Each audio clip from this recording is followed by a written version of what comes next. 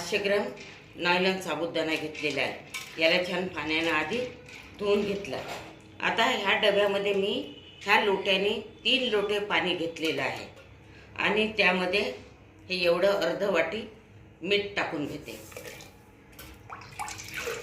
आता नायलॉन साबुदाण्याचा चिवडा करायचा आहे, तर हा 500 ग्रॅम साबुदाणा आता ह्या पाण्यामध्ये टाकून घ्यायचा आणि याला 2 दिवस चांगला भिजू द्यायचा। भिजला की हा छान फुलते आणि मग नंतर याला काढायचं टोपलीमध्ये 2 दिवसाच्या नंतर आणि मग नंतर याला कडक उन्हामध्ये वाळत घालायचं।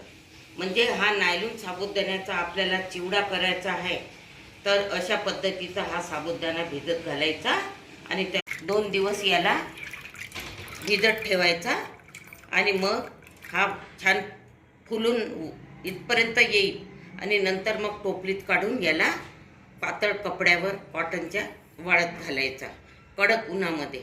आणि कडक उन्हामध्ये वाळला की हा चिवडा करायला तयार होईल।